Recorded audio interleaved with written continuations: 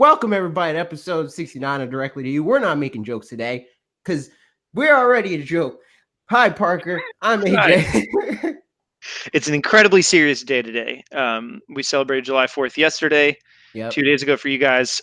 So there's nothing to celebrate about anymore. All the fireworks are gone. We already used up all 2019 birthdays. We're not allowed to have anymore. True. Stranger Things is done. It happened. Did it happen? I never saw it. So, yep. As far as I know, it never happened. Housekeeping stuff. Almost didn't happen last week because I forgot because I wasn't on the show last week, but I was on the show last week, so now I'm warmed up. You know what I mean? So now I know housekeeping is the thing that we got to do. You can become a member on youtube.com/fanatixfour for $4.99. You get game time with us. You get emotes, you get loyalty badges, you get free Switch keys from time to time. You get access to our supporters only Discord, and you just make our heart feel great. You get joy. You get the gratitude and satisfaction of feeling like you're doing something in this world. Yes. You sure are. We're helping a couple guys talk about Nintendo with a couple other guys that watch them talk about Nintendo. True. And it's great. It's a fun time. It is. If you have fun with it, go do that. Click the button. Mm-hmm. That's about it. You can follow us on Twitter. We don't usually plug our Twitters. That's a good point. Most likely. Yeah, we do stuff pretty often on Twitter. Not everybody does, but I mean, a lot of people in our circles, I feel like, do stuff pretty often, but we're over there fairly often doing the things. Yeah, I feel like Twitter is like the primary thing. Twitter, you probably hear more from us on Twitter than literally anywhere else. Yeah, that's true, because I forget to get on Discord. Like, same. I have nothing against going in Discord and hanging out. Other than my memory. The same stuff I post on Twitter. I just not literally like copy and paste what's up, but the same type of stuff that I talk about on Twitter, I could just talk about in Discord. But I started trying to do that more often. But we gotta make people know that we do it now. Yeah. But anyway, Discord, Twitter, two things. They're great in the description. Click the description. Thank you very much. A couple of new people subscribe to the channel because of my Mario Maker video. Hi, hello. How are you doing? I'll answer on their behalf. We're doing great. We're going to comment about it down in the comments. There you go. Got it. Anyway, how are you doing, Parker? What do you got going on? Yeah, I'm doing good. Yesterday was a day off because it was July 4th, like I talked about. For those of you not stateside in the U.S., that means that we successfully are no longer a monarchy. Cool. Yes. Neato. Britain barely is anymore either, but there you go. There's that. I mean, they are, but whatever. Besides that, no, things are good. We watched some Stranger Things yesterday, like I mentioned. I quite enjoyed that. It pertains a little bit to the Mario Maker stuff as well, but we'll get into that a little bit later. Doing all right. Yeah. I converted my brother to a Nintendo Switch owner. Nice. Because I was like, yo, Pokemon's coming. And I told you this, like my brother, he randomly texted me, he's like, hey, let's play a Pokemon game. And we're doing that. We're playing Pokemon Diamond. I was like, yeah, but it's dope. A new Pokemon game's coming out on the Switch. And I was like, Switch, you gotta get a Switch. And you also gotta get smacked in Smash Brothers. Like, it's been so long that I haven't played you in Smash. It was like, what's wrong with you?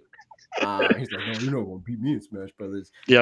Fast forward. He stopped playing Smash Brothers because he was like, no, I gotta practice. I got the Switch. But anyway, we got the Switch. And the Best Buy employee tried to bamboozle my brother right before my very eyes. What did they try to do? They tried to sell him a Nintendo licensed SD card. And she's like, yeah, the regular SD cards are like, there's something like wrong with them where you have to like format them in a certain way. And these ones you just plug and play and they work. And I was like, what? I was like, what are you talking about? Do you think the employee just was told that and didn't know, or just like was told to say that regardless and they knew? Like, you know what I mean? No, she sounded like she has a Switch.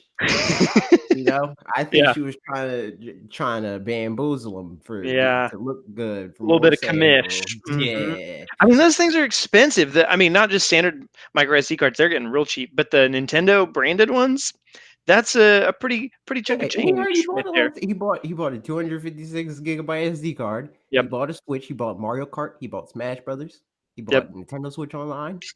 What is that? Like $400 or $500 worth of stuff? It's like $1 million.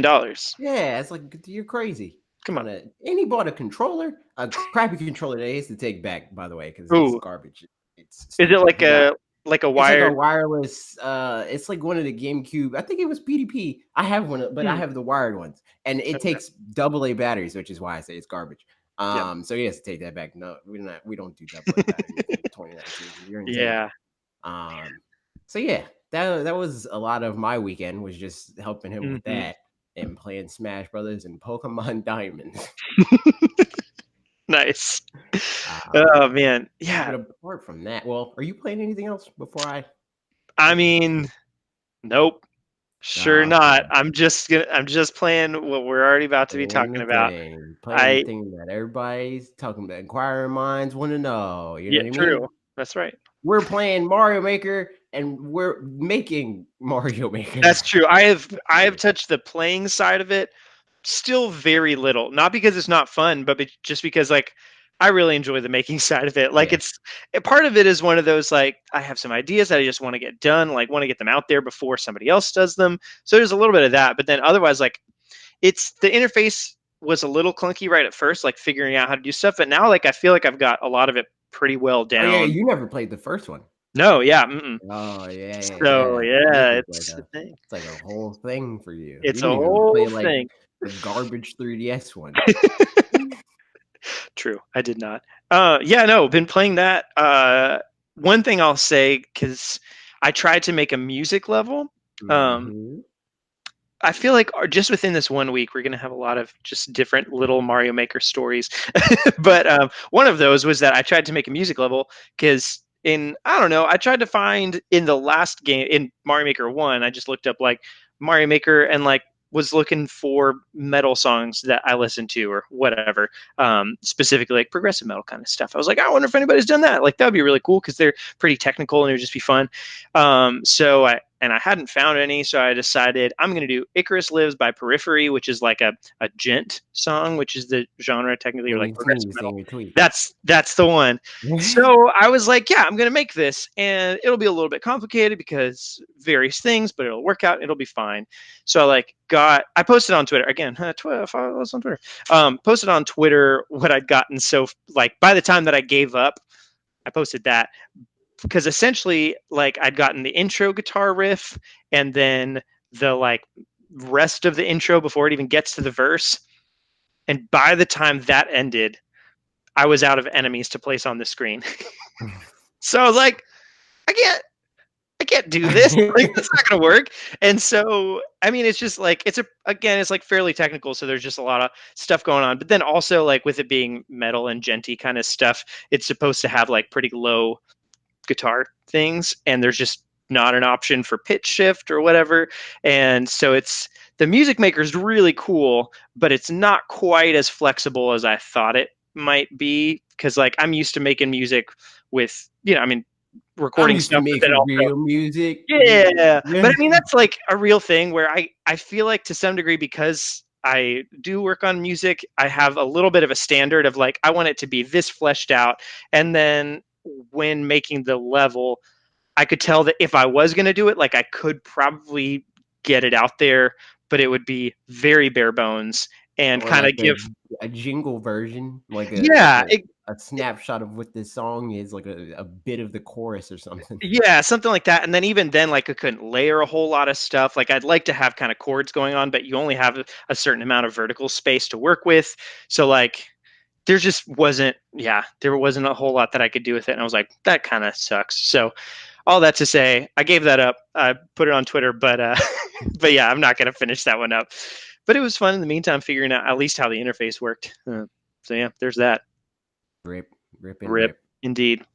But yeah, that was Um, one of the things I did on Mario Maker this week. I'm tweaking my level Uh huh. like bit by bit, because like I'm waiting for, like, people have been sending me videos of their playthroughs and I want to see like what they're, because there's certain things that people are doing that are like exploits that I'm like, that's fine, because most Yeah. people aren't going to like think to do that, and you're going out of Right. your way to do that thing, and Yep. that's already like more skillful than what I want Mm-hmm. for people to need to do to get through the level. Right. Yeah. Exactly. And then it's also finding the ones that are like just clear, like, okay, like anybody could do that, and I don't want it to be that easy, you Yep. know?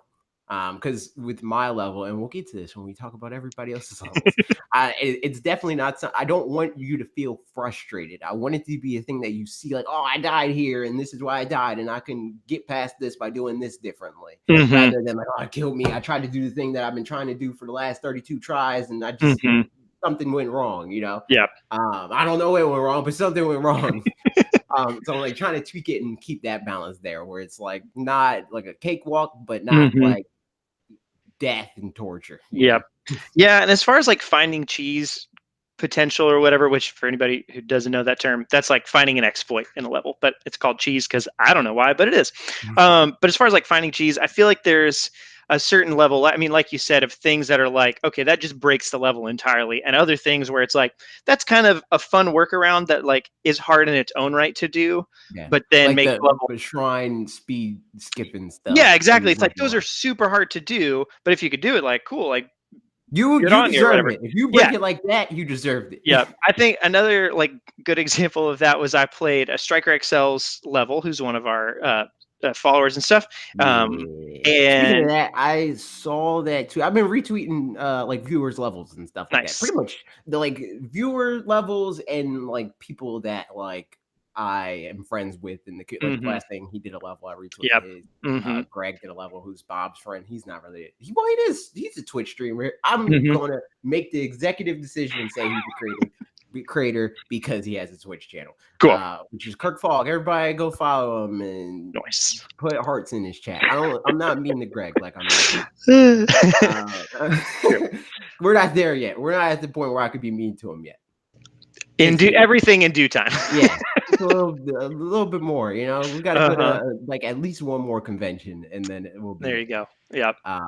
It'll be good. Yeah, but right yeah, now, so right now it's just like retweeting like viewer levels and like creator levels and stuff like that. I'm like, this is cool, and then also looking through like my Mario Maker comments and then picking out levels that I want to. It started as a thing where I was like, I want to do like a weekly, because I like knowing us, we're going to play this game, and it's just it's going to be like how Smash Brothers was for me, where it's just like it's just the thing that we're not going to stop playing. We're always going to be playing it on some level, So I just thought it would make sense to like compile like the levels that people post both in that and like the Discord and that type of stuff. And just, which on that note, side note for housekeeping things, follow the Discord like AJ said earlier, but also I just made, right before we started recording, I made a channel in our Discord to where if you're playing Mario Maker, making levels, playing levels, whatever, you can post your level code in a specific channel in there, just so that we can have kind of a running tally, have a list of like, if you want to play one, you can go in there. If you want to post one for other people to play, go in there too. So that kind of thing. It helps build the community and all that.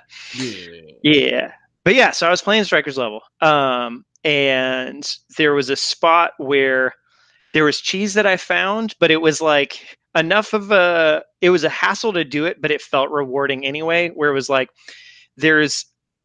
long story short, there's a star that you're supposed to use to clear out a certain area, but then it more or less should run out by the time you get to the next spot that you're supposed to do.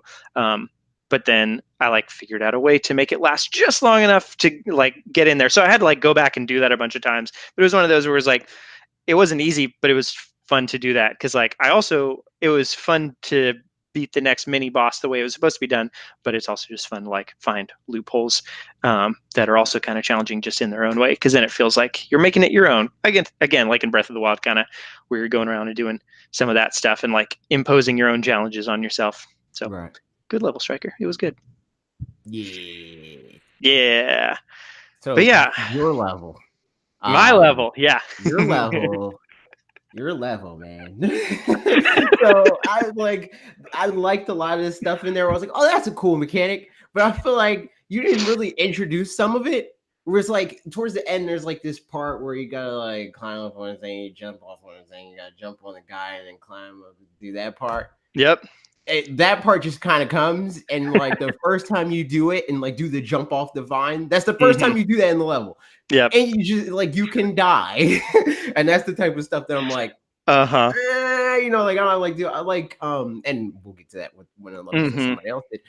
Usually when I do something like that, like I try to do it in a way that is like safe. Like the first time I have you wall jump, you're not going to get hurt when you're wall jumping, right?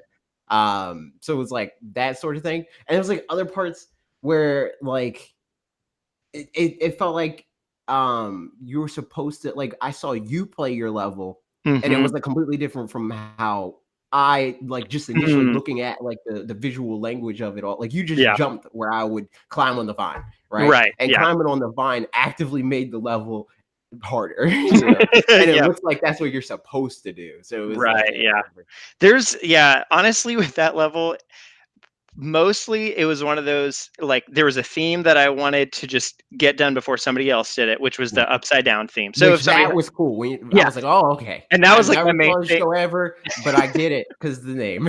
Yeah. And like the vines was supposed to be like, if you've watched the show, there's kind of like goop type stuff, or like it was more aesthetic than it was like, I used some of the vines to jump up things later, but like there's only like one spot where it was even intentional. It was coming out of a block, like one of the rising vines. I guess there were a couple like that, but yeah, a lot of those things I was like, it's good enough. Like, I didn't really put in a ton of effort to like making it like there were a couple of spots where I went back as I was playing through, and I was like, that's just awkward and clunky, and I need to fix that. But the whole Miyamoto, like, introduce it and then remind and then introduce a new thing and then put it together like that, I was You like, just want to think, I'm not okay. even trying that right now. I just want to get a level out. Because originally the whole purpose of this level was to just get something out at all. And then I was like, okay, now I'm spending like forever on it anyway. But yeah, you're completely right. Yeah, And so that's what that's something I was like, I got like to the end, and then Mm, some cheesy crap happened, and I was like helping my brother set up his Switch, and I was like, I don't have time for this. I'm not, no. yep. So I Yeah. was just like, nope, not doing it. Yep. I'd be So interested to see, like, because I mean, I didn't put anything like specifically trolly in there, yeah, but it wasn't nothing that was like I would say Greg's levels trolly, and mhm. it's very clear that like that's what he wanted it to be. Like it's Uh-huh. supposed to be a thing of like this is a hard, it's Kaizo Mario sort of Right. situation. Yeah. Um, so I was like on his levels, like I get Hmm. it. Again, I'm helping my brother set up his Switch. I don't have time for this. Yep. But you got it. Yeah. Maybe I'll come back later when I clear up the queue. Priority right Yep. now is the queue with people leaving them in the comments, That's and right. then like I'll play through Greg's level, and then whenever Bob finishes his level, which who knows when that'll happen. One of these days. But yeah, it was fun to make it in any case. And I've got some other ones that are kind of in the works, that some of those will be more, honestly, like, my most fun part about making it really is just like coming up with stuff that thematically is like, oh, that thing there is that thing there. Like, oh, Yeah, that's whatever. Um so all things considered, like, I'm not making that great of Mario levels in terms of the regular, like, it just being a good old level or whatever. right. But there's one of them that I'm working on that was the first one that I started that I kind of shelved for now, because I'm just going to come back to it after a little bit. I'll probably, when I'm finished up the one that I'm working on right now, I'll probably come back to the other one. And then now it'll be more of that, like, slowly introducing stuff and et cetera, that whole deal. But we'll see how it goes. Maybe it'll still suck. We'll find out. But Who knows? I think a lot of it, like you had neat ideas, but it mm-hmm. was just like some placement of certain things was like, what? Yep. Like, it was like this is ugh. Yeah, I would be curious to see how, like, what, I don't know, some of the, because also my content or context of like who plays levels is off kilter, because I'll watch like Grand Pooh Bear and Ryukar and the Beast and stuff, who are all just like, getting through 30 levels of super expert or whatever, like, which shouldn't be possible, that kind of stuff, where they're like insane. So there's some things where I'm like, oh, like, I only can do this because I've practiced it a billion times, because when I was making it, I was testing it Right. out. Yeah. But I'm like, yeah, someone would be able to do that. But then it's like, okay, probably that's actually harder than I'm anticipating that Yeah. it is. And some people, that's what their intent is, like they Yeah. wanted to be like Ross, right? Like Yep. Ross from Game Grumps. Like he makes Hmm. these levels specifically to be impossible, Yep. and that's fine. Hmm. But for me, it's like I want to try, like I feel like it's just as, if not, I would say it's more challenging to make a level that like is balanced. Hmm. Yeah. Because it's easy to like I think do you're right. all this like bit by bit, and then even have some weird exploit that nobody would know. So you can make this impossible thing that Hmm. you cleared through this dev build, and Yeah. then end it off like that. Yep. Um, That's So always the lamest thing, watching somebody play through a super hard level, get like some of the way through, and then they realize like there's just a dev skip the whole time. Like there's a dev star yeah, hiding in some random block somewhere, and then it right. was like, come on, man, like Yeah, that's no fun. it's just like so it's like because a lot of people will automatically assume like, oh, this has really low, like a really low clear rate, so that means Hmm. that it's impossible. It could Right. just mean that there's one part that is frustrating, and people were like, I don't feel like bothering with Yeah. this. It's not worth it. You know, like there's Yep. like this diminishing returns of Hmm. like there's really hard to the point where it's impossible to beat, but there's just hard enough where it's like I don't feel like bothering to like Yep. try to cheese this. Yep. Which So it's like I'm on trying to that, get through that part because I feel like yeah. my level has like a 9% clear rate. I don't think my Hmm. level is that hard, Right. but they're just like maybe somebody got up to that first bullet bill and was like, it shot me, I'm done. You know, like Yeah. not doing it. Yep. Which so on that note, talking about hard levels in any case, Pangea Panga put up a video today, which Mhm. tomorrow is going to be yesterday, but whatever. Of him putting up a level that he was like, maybe the hardest level in Super Mario Maker 2, and I thought it was really interesting seeing all the comments on it. Which I mean, yeah, it super hard. Like I looked at it. It took him to clear it himself, which again, as the creator of the level, it always is easier for you to do than somebody else to do because you know all the things and you learned it as you were going. So like for my level, it probably took me, I don't know, maybe like 7 tries or something like that to clear it. Um, Maybe a little bit fewer, but something around that. And then for him, it took him 821 deaths, which was Oh. 5 hours and 11 minutes just to clear the Oh level. yeah, it's kind of like Ross Yep. called up Gerard, the completionist, Yeah. to help him beat his level, and he said it took him like 8 hours or Oh my something like that. goodness. Yeah. So it's like it's insane. So and Pangea Panga, he mostly makes like he makes ROM hacks. He made Super Yeah, Jam like World. Kaizo Mario. Yeah. Exactly. Yeah, all that kind of stuff. And then like he also made all the like U break and P break levels from um in Mario Maker 1, which were pretty popular levels. But what I thought was interesting was all the comments on it, where it was kind of like the Sekiro conversation. I felt like a little bit where some people, and I commented back on some of them, I mean, like cordially and trying to just have good conversation and stuff, but people saying something to the effect of like, if it takes you that many tries to beat it, it's not a good level. And I was like, what? So I don't know. What are your, Um, and then also, I guess, I don't know. It pretty much depends them on being like, intent. yes. It's completely dependent on intent because, like, I would say from a game design perspective, Hmm. probably not. You Right. know, because like the point of a game is to be fun. Yeah. So like if like your level is like specifically made to frustrate people, and then like Hmm. give that like subsect of people that derives like joy from like, oh man, I spent 19 hours on trying to clear this thing and I finally did it, Hmm. versus the people that like get to the 1 hour mark, if that, and they're Yeah. like, okay, like enough is enough. I'm done. Like I've just like this whole experience has just left me annoyed. Like I Hmm. didn't turn on this game and then turn it off and feel better because of it, sort of Yeah. thing. Um, so I don't know. It can go either way because, like I said, there are people that like that sort of thing, Yeah. whereas there's people that are just like, nope. I mean, I feel like it's one of those things, kind of like it's a genre conversation to some degree. Yeah. Where I mean, like you said, some people like that and some people don't. Where like as far as yeah, just a basic, this is a game for people to try out. Like, nope, that's not good. And so even I likened it to Dark Souls, not in the sense that like it's hard, so it's like Dark Souls, but in the sense that like it's about pattern recognition and like slow practice and like very limited, like low improvement rate. But there's some people that just enjoy that and other people that don't like it I at all. think that's a problem though, because like with Dark Souls, like I would say Dark Souls, like its type of hard is like a well Hmm. designed hard, Hmm. because like if you die, you probably died the same way, like just Hmm. like, and like Cuphead's a little bit different because Cuphead has multiple patterns and it's more like Right. recognizing a language than it is a pattern. It's a Hmm. multiple patterns that are Right. interchangeable.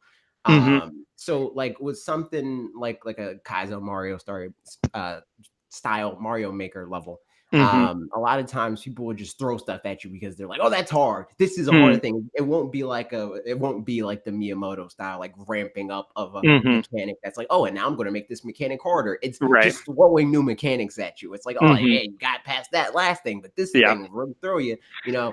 And Yeah. like there's not much patterns to that, especially since like not everything is like programmed the same way, Mm-hmm. like some things interact with Mario differently, some things Mm-hmm. react to what he does, some things react to what other things do, and some things are just on set timers.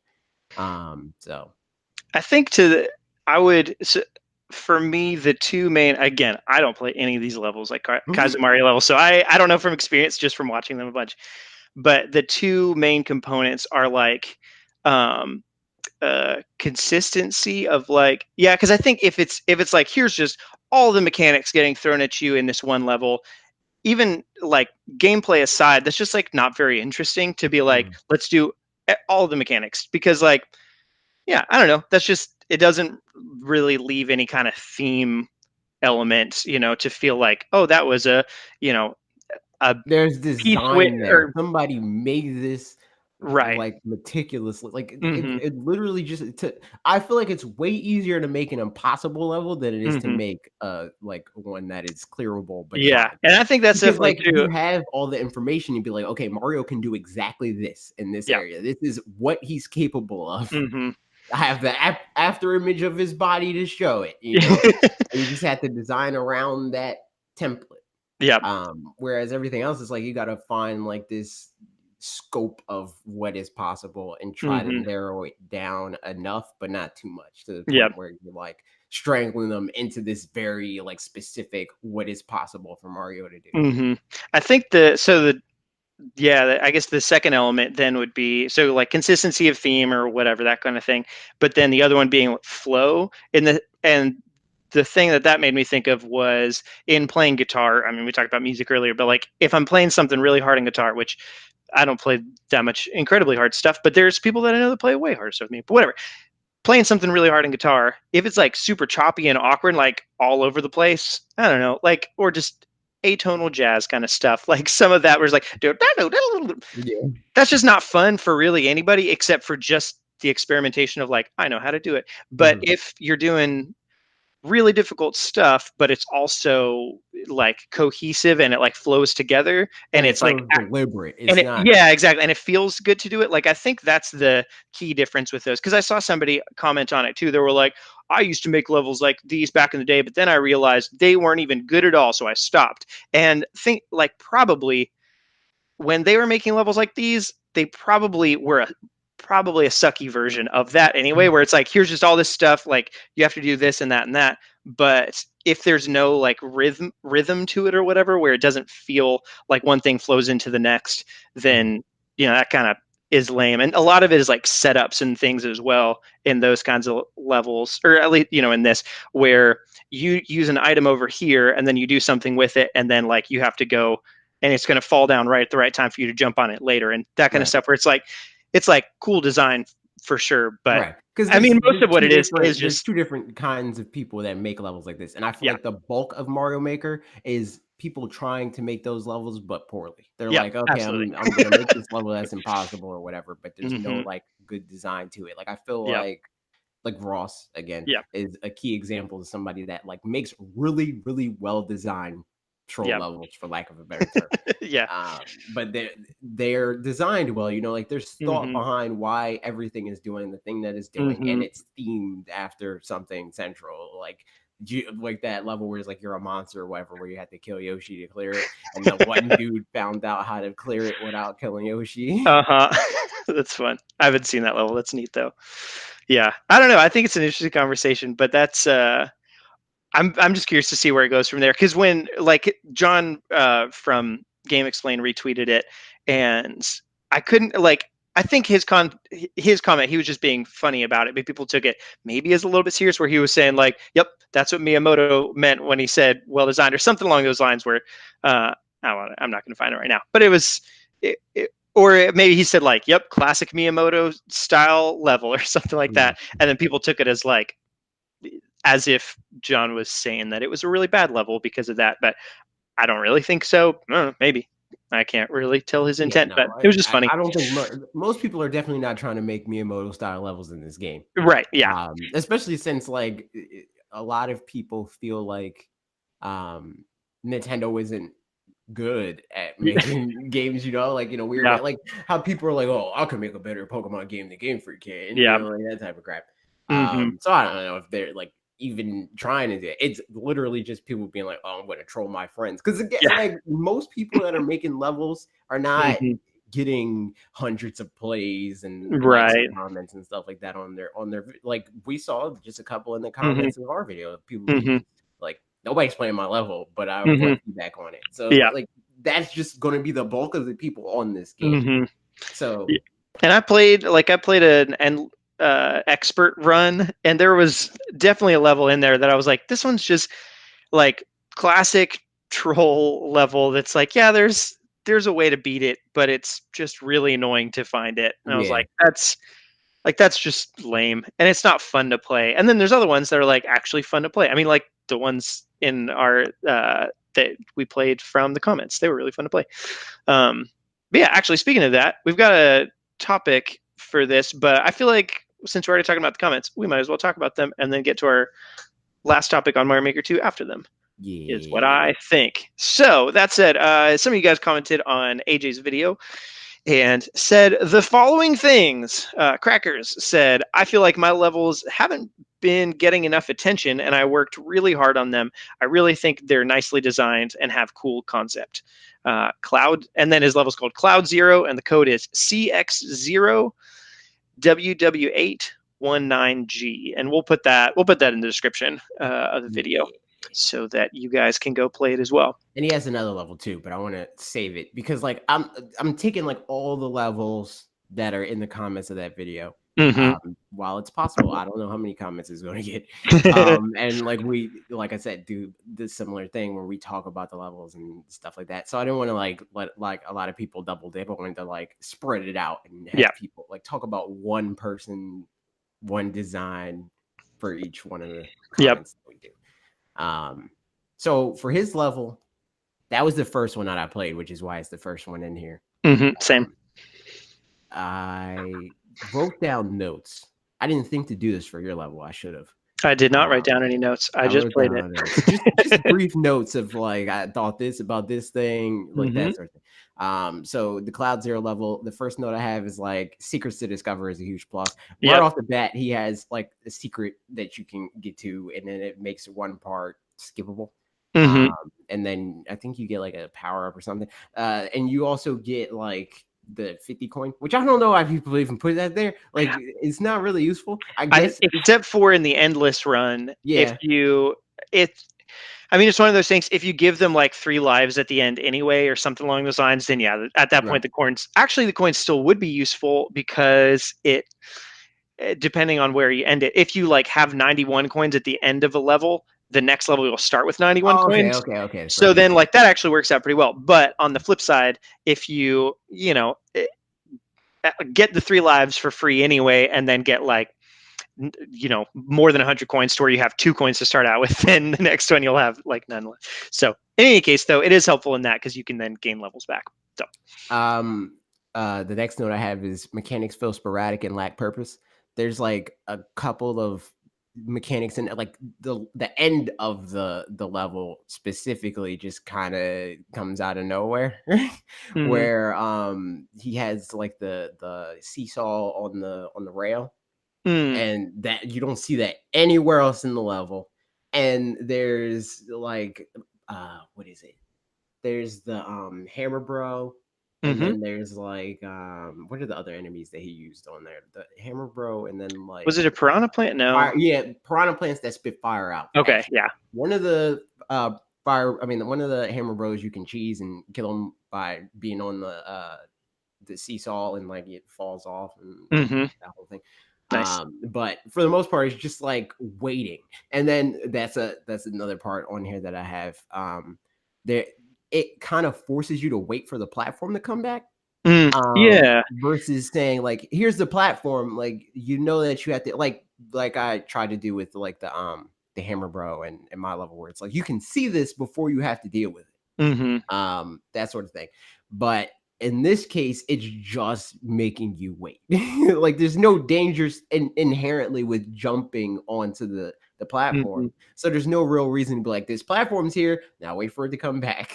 That kind of slowed down the pacing of I feel like probably with that, I'd imagine it would be because if it's on an auto timer on the thing, which it probably is, then getting it being there or not depends on how quickly you got to the area where it first spawns. Because you can.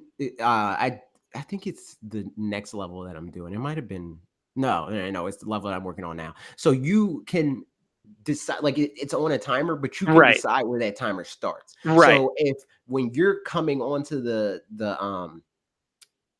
like into that part of the screen where that timer starts, if you have it halfway through or whatever, it's gonna make it to the thing and then come back or whatever. Right.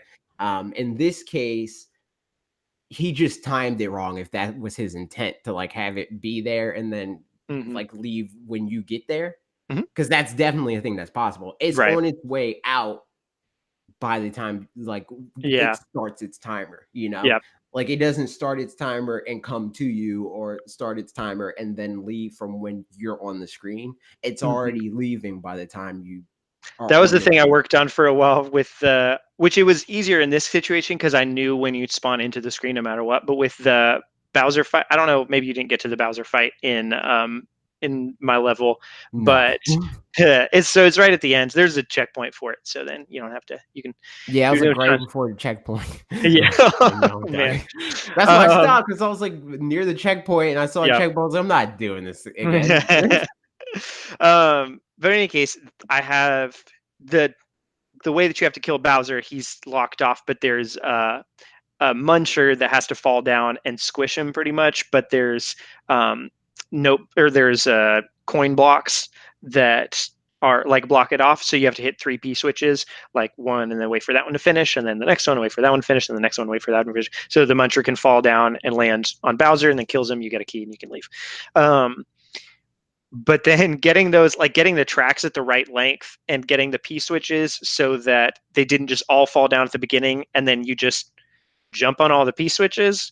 Because then at that point, if you jump on one of them before the last one finished, then you'd run out of P switches to be able to kill Bowser and it just wouldn't work. So timing things on tracks can be tricky, but especially if you have somebody spawn at a certain spot and so I guess that's another workaround too, is have like if the problem was not knowing when they'd get up there, like when it spawns, how close they are, or something like that with something else, having a reset door kind of situation that when they go into this door, maybe there's a door and a wall and then another door just on the other side. When they go into that door, it'll automatically, the platform will be right there. That could be a mechanical workaround for that in any case.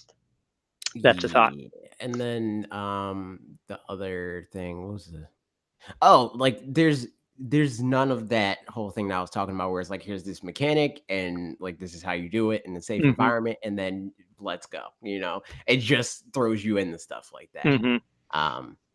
And just knowing like what the comment was, I assume that his intent is to make the player feel prepared, I don't think there was like a lot of that with that level specifically. And another thing is like I made sure to clear all these levels, so like I beat the level. And another thing that was like weird to me is like there's something that feels like it's supposed to be a secret, but it's the easy way to clear the level, which is weird, like there's like I'm trying to remember what that. Towards the end, like where all the Goombas and all that crap and the bullet bill, the piranha plants and stuff like that. Yeah, you could jump on top of the platform that's over all of them, and right, then you get like a 10 coin or something, and then you can jump from there to the end, and then you go around the thing, and then you jump in the box, and then gotcha. Yeah. That part is the easy way to do it versus the other thing. I feel like if you're going to reward somebody, you got to reward them for going through the hell that's on the bottom. I did think the aesthetics are really cool, though. Just like I don't know if Cloud Zero specifically means something or is a reference from a game or a thing, other than just Cloud.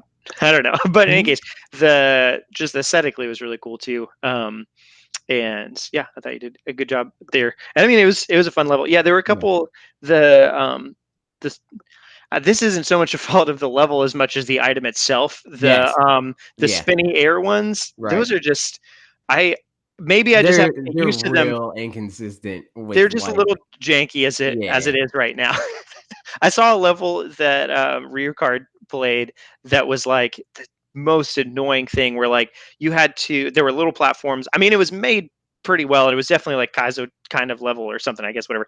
But there was like 3 blocks wide and then one of the little wind turbine air thingies. And then spikes above you. And then there was a vine. So you had to like grab onto the vine and fall down and then jump to the next one, and then spikes would be lower on the next one. So long story short, if you let go of the vine at all, the thing would just blow you up into the spikes and you die. And it was tricky and annoying.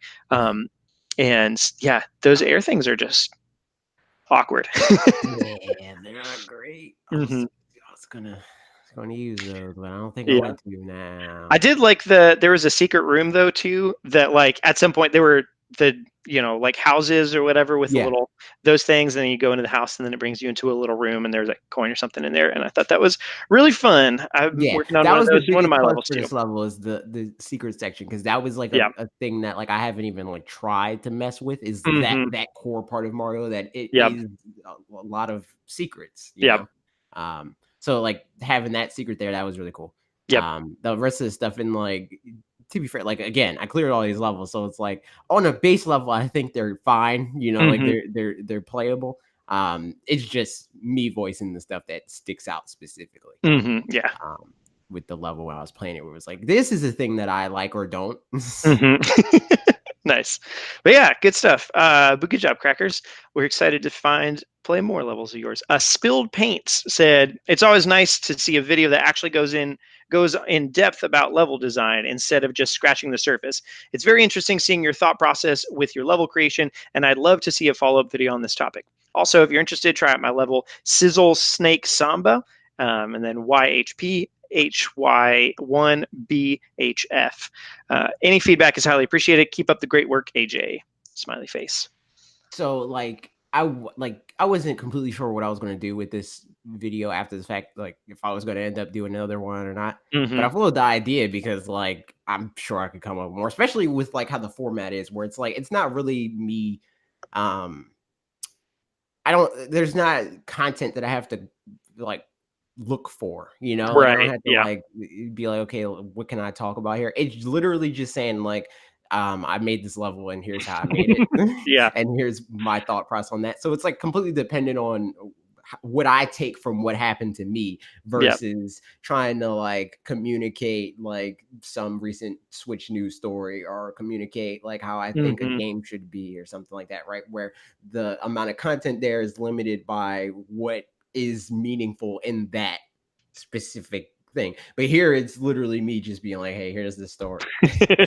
So like there's already things that I want to like try to do and like things that I want to say around that. So I was like, yeah, I have ideas for this. So I'm glad people like it. Mm-hmm. I don't know I'm probably not going to make it like I don't want to like go, it's Mario Maker month now, I still want to like space it out and then do them. Also, it like those videos are going to be dependent on like when I have time to like finish a level and feel like it's good enough to post, or when I do what like do certain things, because that's what it's going to be like centered around. Like my first patch to a level, like what was that process like, like that sort of thing. Yep. So yeah. Yeah. Also, we played his level, but if you have to, I assume if you want to change the level at all, you just have to like upload it and then re-upload it, and it's just a brand new upload, right? Yes. Okay. I figured as much, but which like is good because that, I mean, then you can't just like change little things about it and be like, yeah, 2,000 people cleared this level, but then it's like now it's impossible, or something like that. But at the same time, it's like it would be nice to just be able to like make little tweaks, but it's too exploitative to be able to do that. So nevertheless, in any case, yeah, we played this level. It was lots of fun. We did. So Spilled Paints, you did the thing where you introduce the thing at the beginning, and it doesn't kill you. And that was good. That was the first thing I put in here. Introducing central mechanic immediately and safely. Yep. Dope. Rewards player for demonstrating an understanding of central mechanics. So Yep. you get through the snake thing, and then you get a Mm-hmm. mushroom. Dope. The other thing, this was the first like con, forcing small Mario before the checkpoint feels pointless because it literally forces you to turn into small Mario because of the spinning death wheel, and then you get the checkpoint and you're big Mario again. Oh, So it's because like, you went why? up to the. So that's a. Did you get where the red coin is? You mean? Yeah. Oh, so that's actually just that's like a secret spot. You can also just go to the right and not have to be small Oh, Mario. okay. Okay. Yeah. So that was the only purpose. The reason for that was to make sure that you were able to keep the mushroom long enough through there, as opposed to just at least my assumption of it. Instead of like if you got hit by Bullet Bill or But if you whatever get before you got up to there. when you go under the thing, if you were like, say you didn't keep it, like Mm-hmm. say you were just small Mario anyway, Yeah, you could you'd have just to go walk to the. under that. So it's like there was like no No, real it was like all the possibility. way in the way. So you had to you had to damage boost through regardless Ah, for okay. that bit. Because I was small Mario at one point. Like I got hit and I was like, well, I'm not getting that red coin, Hmm. and I had to go back through the other way. But Okay. yeah, I did enjoy the red coin hunt. That Yeah. was nice. Um I played through the level twice, I think, and I neither time did I like I just missed some of the coins the first time and it was too late. Like I got a checkpoint and had missed one of them because I didn't notice something that was well marked, but I just wasn't looking for it. And then the second time through, I was like, I'm just going to play it to try to get a faster time. So I all that didn't to do say, any of these levels, mostly because I didn't have time to yeah, before the right, final. exactly. Yeah. So I Um, would like to find out what the reward for the red coin hunt was, but I don't know. I assume it's the classic a Yoshi, a star, and cape or something like that, and that's always good and classic. So I'm down. is the cape still in this game? Yeah, it's in Super Mario World specifically. Yeah. Yeah. I know, but I just didn't even mess with that style yet. So far, I only Yep. made or started making levels in 3D Hmm. World in New Super Mario Bros. Nice. Yeah, my favorite is Super Mario World. So my first two levels that I was making were in Super Mario World. Although now I'm making one in 3D World because it had a mechanic that I wanted to use, even though it isn't. We'll find out later.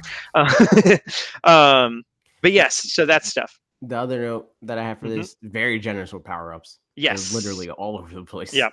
which is good. That's definitely something that because like we are talking about, like your Hmm. level is always going to be harder than you think it is. Yep.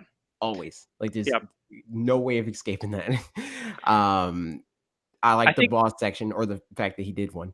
Yep. Uh, True. the fire flowers, like how they're placed is Hmm. weird because like, and there's like the reset doors because like Hmm. the level can be cheesed, but Hmm. how the fire flowers are placed is like they kind of force you to grab them. So it's like you could Yep. not need it or try to avoid it, but you grab it anyway. And then once you grab it, it's done. So like if Yep. you get cheesed by how the snake moves or whatever, right? And then you Hmm. got to go to the reset door, you lose the ability to use that fire flower again because it's instead Hmm. of being in a block, it's placed on the snake block. Yep.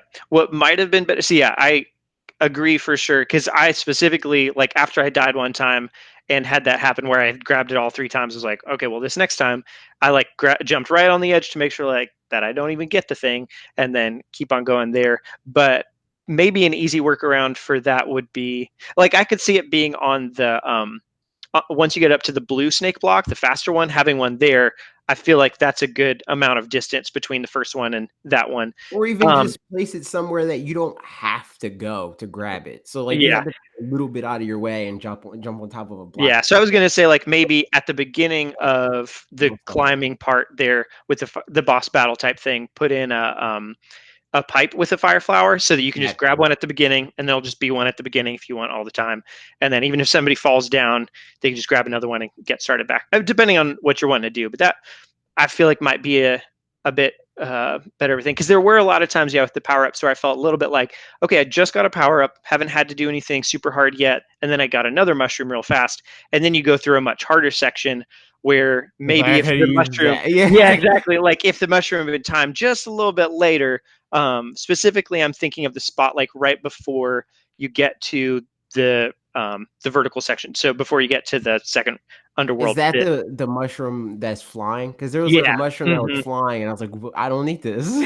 Yeah. And So then I that's cleared that, and I got to the next part, and I was like, yeah. could he use that? Yeah. So I Around think here.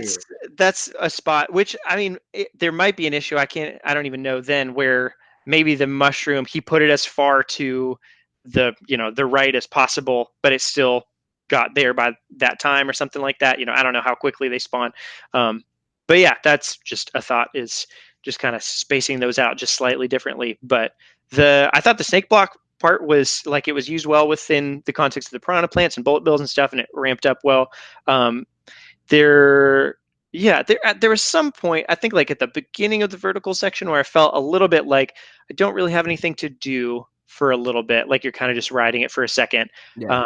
So either maybe that means shorten that section just a little bit, or add more enemies type stuff at that point, so you have to be avoiding more things. but It's um like but I mean, that was a a minor lull is problem for not, sure. yeah, a lull's not the worst thing in the Yeah. world, but like if you're gonna have a lull, like add coins or Yeah, like right. Which I something to think were take. there probably. So Yeah. that was, yeah, or even having, I think there was like a secret section of, well, it wasn't even a secret section, but it was a 10 coin over to the other side. So I think that was a good amount of time to, like, by the second or third time I played through that vertical section, I was like, I don't need that 10 coin right now. So probably that was all it was if I had gone back for that, then that would have taken the right amount of time. So, um, yeah, all things considered, and like also aesthetics, just like with Crackers, aesthetics were really good. I felt like the theme of kind of I mean, just the desert theme is aesthetically pleasing in and of itself, I feel like. So And they got snakes and deserts. they sure do. They have snakes and sambas, and it's sizzling. Yep.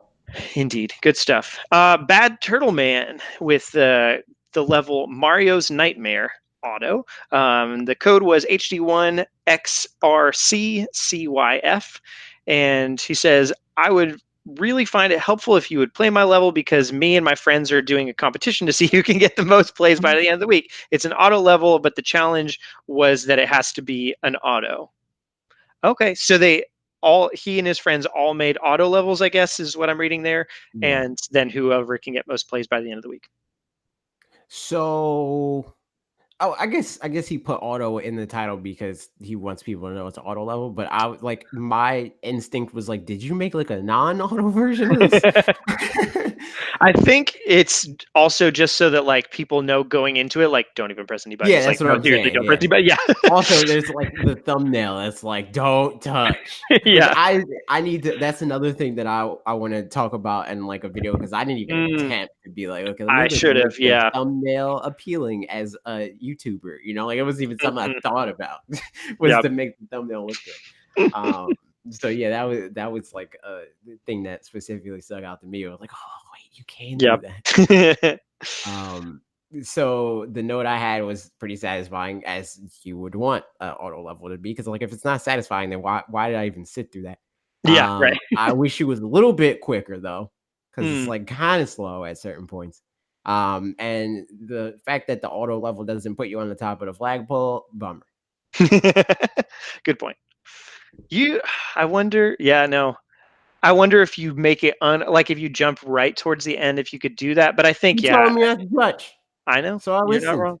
Yeah, I think auto levels are one of those things where it's more, they're just cool as like Rube Goldberg's kind of things of like, it's more like, look what Bad Turtle Man made. That's cool that he made that. Less Yeah, so of like, look what I'm doing right now, because it's like, I'm not doing anything. I'm just sitting yeah, there looking at these things happen to me. So it's one of those where like definitely they get a little less cool every time you see them. right. But in any case, like the amount of work it takes to make it do the thing. It reminds me of, did you ever play Line Rider back in the day? It was a game where you were just making, it was a little dude on a sled, and it was just lines, and there was like Oh yeah. those things, and you just had to make him do stuff. And like, I made really lame ones. I was bad at it. But then like seeing some other people make some really cool ones, they made really cool ones. So Yep. yeah, it's like that kind of thing. It's like, wow, look how cool it is that somebody made that. So yeah, good job. So that's the levels that we played. If you have levels that you want us to play, leave them in these comments, or in those comments, or on the Discord and channel. We True. got options. Absolutely. And then last comment was from Graham Richardson. First, great video, which I didn't read the comment. I mean, the comment at first, so it looked like he said, first great video. Like, Yeah, way to go, AJ. You finally did it. You did one. But yes, first, great video. I look forward to watching through the design process as you move forward with this and other levels. Second, you guys here at fanatixfour should get together with the Wolf Den and host a Who are Mario Maker they? jam. Some weirdos, probably. Run it like a game jam. You should announce a date that you're doing the jam. All levels must be made between date A and B and submitted by a certain time. Also, all levels must include something that works on a theme, be it a single mechanic piece like Paragoombas or clear condition or play style, etc. And then play through the levels made specifically for this jam, and you post the winners, say the top 5 or best in certain categories like group favorite, most innovative, or etc. Third, keep up the good content and I'll keep watching. I like this idea. Me and Yep. Bob like doing this type of thing. That's why we did the tournaments, and Yep. we want to do more tournaments, but tournaments take time, you know. You're saying Mario Maker doesn't take time? This also takes time. I'm not saying it doesn't. I'm just saying this stuff takes time. True. You introduce logistics into something, and everything goes out of whack. You know what I mean? Yep. I do know what you mean. So I want to do it. I'll bring it to Bob's attention, and we'll probably make it happen. Yeah. No, that would be super fun. I'd be down to join. It would have to be a weekend for me to be able to do it. Always weekends. You dumb. Every well, there you go. Sunday, 8 p.m. Eastern time. Well, so I think what he's saying, if I understand right, isn't so much like I'll do it at the same time, like on a stream. I know. Okay, I know, gotcha. you stupid. Well, you said something that made it sound like you didn't. So yeah, because we're gonna obviously do a thing and be like, and hey, then here's the winner. Stream it at the end. You're so right. Here's the top 5. You're so dumb. I work really hard at it, so that's the thing. But yeah, Mario Maker, good stuff. All that, blah blah blah. Last thing, just topic on this. What's at this point? We've had the game for a week. Yes. What do we want to see? Like tweaks, additions, any of that? Like just stuff that's different that we'd like to see. Yeah, done differently. So this is mostly Maker stuff. Okay, I want them to have like Smash Brothers replays. I want them to do that because that's helpful. The second that people started because that never happened in the first game because I wasn't a YouTuber then. Well, kind of like the YouTube URL existed, but we didn't upload videos yet. You know, so like, I didn't have like commenters and viewers and people following me on Twitter to be like, "Hey, look, I beat your level," and show me the video of them doing it. So like, when I saw somebody do it, it blew my mind. I was like, "Yo, this would make levels so much better if I could see somebody playing the level." Yep. So yeah, all you can do right now is take 30 seconds of it, which 30 seconds is not much of a level, even especially considering that like warp pipes and doors and stuff don't like add to the clock. So when I was trying to get the 30 seconds for because I just posted some of me playing my level today. And that's I was like, what? Like I was like, it wasn't even very much of the level because I was like, okay, I'm just gonna. It's a 500-second level. It's it's max time, so I'm gonna just watch and hit the screen record button at around 470 because it's got 30 seconds, and I had to click it at like 480 because warp pipes take up time and stuff like that. So like you can't even get that much done. Mario seconds aren't real seconds. Are they not? No, I think they're like either faster or slower. I don't remember which one. Oh, interesting. The time's weird. Okay, well, there we go. Now we know. Yeah. So in any case, all that stuff. Yes, it would be cool to have a replay thing. I'll go next. I would like to collaborative level design, at least in the form of being able to share works in progress. Yeah, like unlisted. Like, hey, here, play this level. Yep. And along those lines, take notes. Like kind of like a SoundCloud sort of thing. People comment at certain points of the song. I want to be able to be like, hey, this part of this level is stupid. Change it.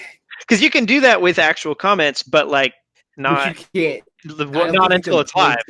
Yeah, and I don't think you can post them at that point. I think you can. If you're playing through the level, because like if you play through somebody else's levels, you see comments like at different spots in the level or whatever. Yeah. I think if you do the comment while you're standing at a specific spot, it'll do it from there. Like you don't wait to beat the level before you do it, but you do it. Because only comment when I beat levels. Yeah, right. Same. I should probably start doing that. Like if there is a cool bit, it's worth noting, like, hey, cool bit right here. Yeah. But the only thing is then at the end of the level, that also shows up as a regular comment, I think. So like you'd be like, oh, that bit right there, that's really neat. And then you get to the end of the level and then somebody just says like, that specific bit right there was really neat. It's like, what does that mean? But yes, being able to comment, I mean, sharing levels and like collaborative making, even if it's not like live collaborative making, because like I could see there being glitches, I guess, with that where like you're trying to play something while I'm trying to play something different on the same spot. Like it's, I feel like it could work, or at least passing it back and forth, if nothing else, where like, I don't know, something like that. But yeah. Any other ideas from you? I've got more. I want them to do like let me compile my levels in worlds. Yes. Oh my goodness, so much. That'd be so dope. Granted, Yeah. I already asked for this before the game came out, Yeah. before the Same. game even existed, before we knew the game was happening, when me and Bob brought it into existence. We made a Yep. video. Check it out. Yeah. YouTube.com/fanatixfour/ what if I knew like the video Oh my god. ID? X34 Q9 question mark Yeah. W4. Put the time code in and all that. There you go. Yeah. Yeah, that would be very cool. I think another thing, this is more on the playing, less on the making side. I wonder if, like with Smash Bros, how we're getting older things come back, like Stage Builder came back and other things like that. I mentioned the Beast earlier, who is a Mario Maker streamer and is insane, but also like it's just funny. So I live in the South, and he's just this like, I don't know where exactly he's from, but he's like pretty Southern, but just really chill guy, and like pretty much I don't know if he's always stoned or just kind of seems like it, but it's just funny like watching him because he's doing this insane stuff, and he's like, yeah, man, we did it. Cool. It's so funny. But in any case, he was talking about especially at his level of play with endless runs or whatever, like it's a cool concept, but it's not very well fleshed out as far as like right now, pretty much people are just vying for getting the longest runs, which means they're skipping all these levels and stuff, which is kind of defeats the purpose. Like for just casual play, if you just want to get a bunch of levels, it actually still would be better if they have casual endless where no lives and like you can just play it, but there's no rankings, no leaderboards or anything, and it's just like I just want an endless stream of normal levels, just random ones come at me. So that would be cool. Because with normal and easy, you only start with 5 lives, so like that's not a lot to, for somebody who isn't super experienced, they're gonna just lose really fast and get through not very many levels. But then on the flip side, make there be penalties for skipping. If you want it to be on the ranked one, yeah, make there be penalties for skipping. Kind of like in Smash Bros, honestly, where like they don't want you to drop a match. Or not so much penalties as much as you earn skips by, like you have 3 skips or something like that. And then after every level you beat, you earn a skip back or something along those lines. So at that point, you're still incentivized to actually beat levels, that kind of thing. And then separately, I do wonder if 100-man comes back at some point. Maybe. Could very well happen. It would be neat just because it adds some more variety to it too. Like there was something about beating 100-man is just more satisfying than just getting a little bit further in endless. I have a higher number than you. Yes, right, exactly. Where it's like, oh, I beat 7, I just beat 100-man.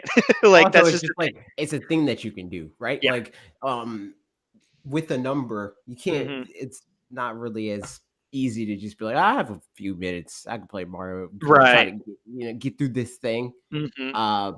Whereas here, it's like I'm gonna beat my streak, and beating your streak is just this ever-growing thing that's going to take you longer and longer to do. Yep. Yeah, exactly. So it's like so you'll feel, it won't feel rewarding at that point to do to play once you've gotten like 65 or whatever. The only purpose for doing it, if you don't have enough time to get to 66 or whatever, is just going to be just to get a couple random levels, and that's it. And for that, you might as well just go to like the popular courses or something along those lines. So yeah, that's one of those things. But yeah, I've got some more ideas probably, but I might just make a video on it at some point, and then we'll talk about more things in that. We will see. People like Mario Maker videos. People do like Mario Maker. So that stuff. I didn't make a Mario Maker video this week because I was like, in probably should have. Yeah, I was probably like, yeah. or I was just like, I don't know. People probably have enough of that on their timeline, and Wave Race would be fun. So let's talk about Wave Race. Yeah, and but people like binging stuff, Parker. they do. I'm learning that the hard way. That's why it's like, oh, the Switch is coming out. I got to consume every Switch thing ever. Yep. It is fun, though, just seeing the Mario Maker thing. I feel like most games by this time of the week, a lot of people are done talking about it, more or less. Where like everybody beats well, maybe not Sekiro because that's hard, but like I don't know, just a lot of other games. After a week, everybody's beaten it. They're like, wow, that was a great game. Good job, everybody, finishing that game. Whereas Mario Maker is like, no, it's still going. Like, we're just getting started. It's like so that's Smash pretty Brothers. fun. Like Smash Brothers is the same way. It's People are still playing Smash. There's tournaments literally every weekend. Very true. It's just a fun old time. All right, nice.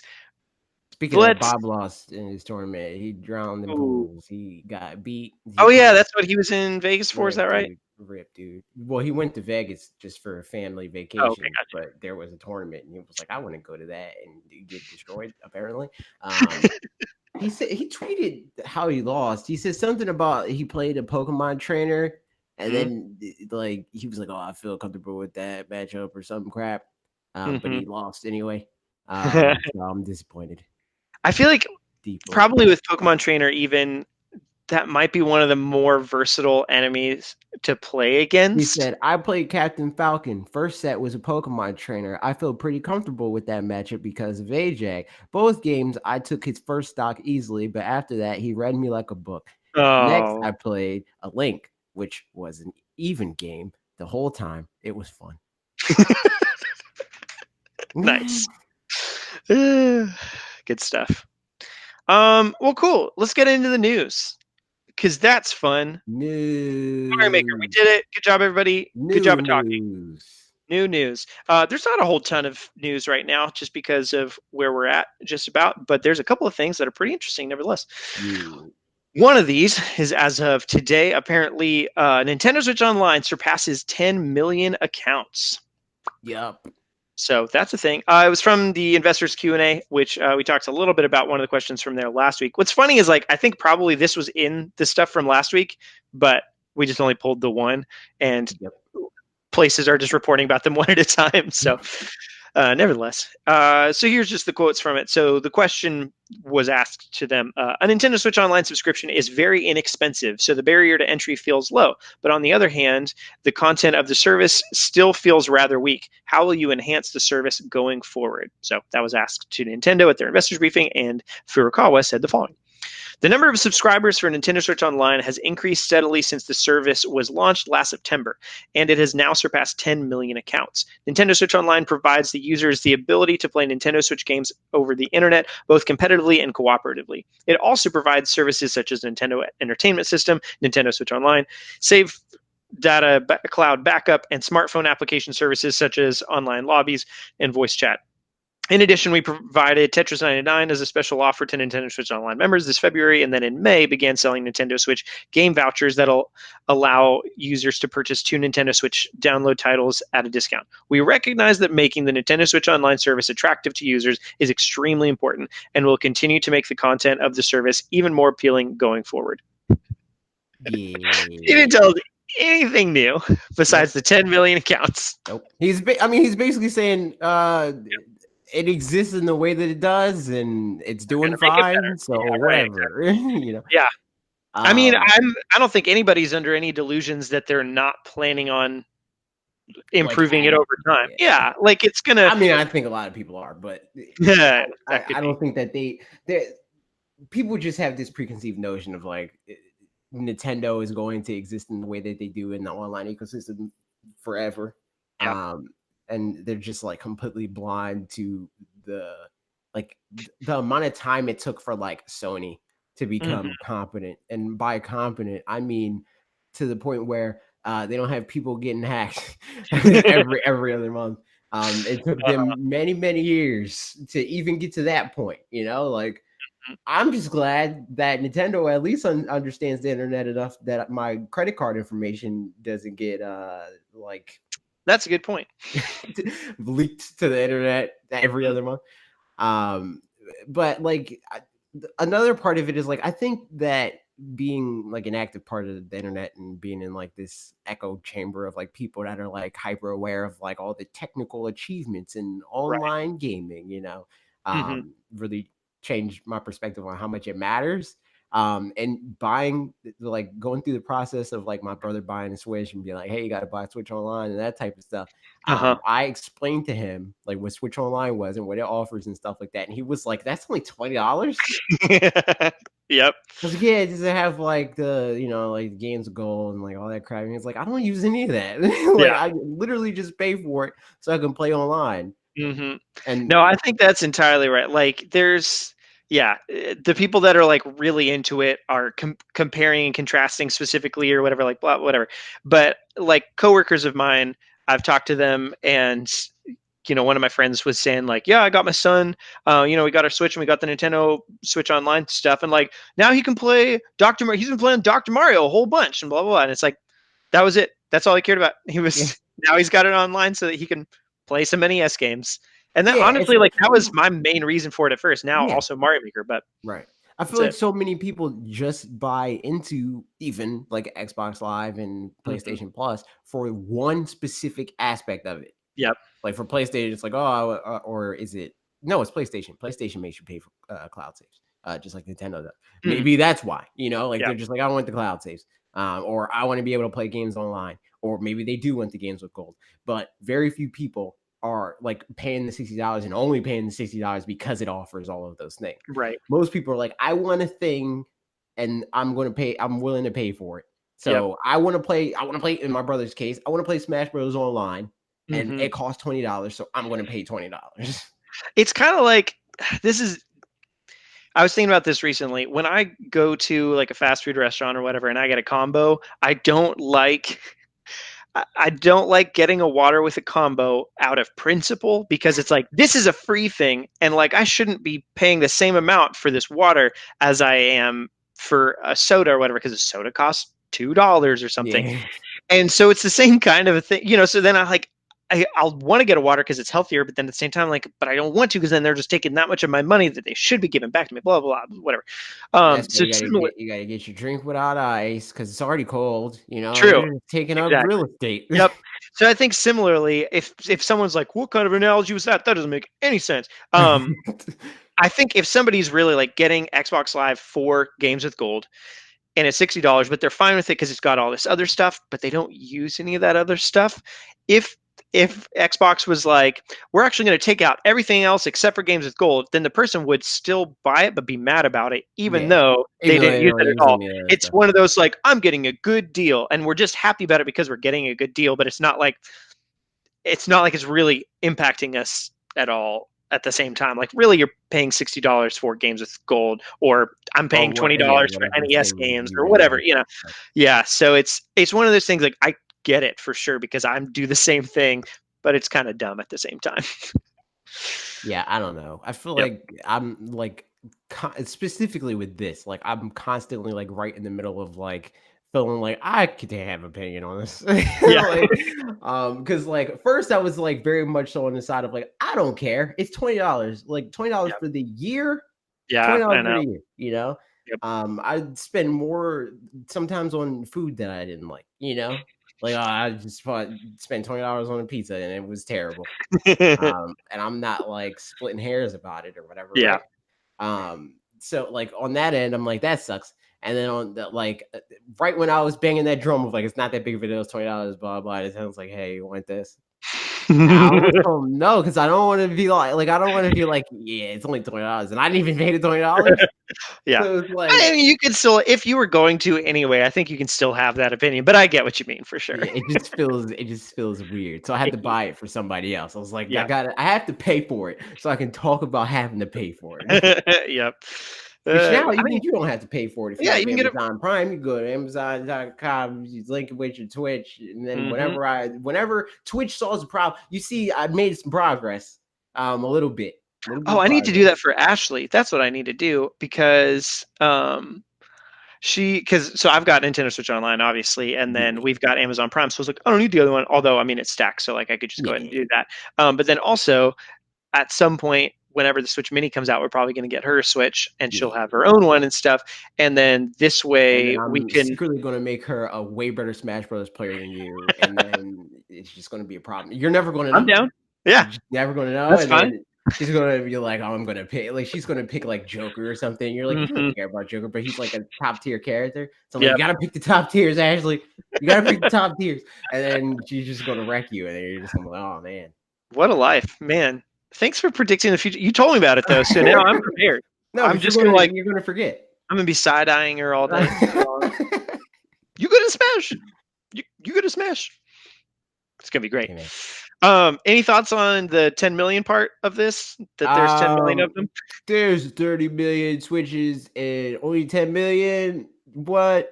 That's stupid. They should have way more than that. They should have 30 million They should have accounts.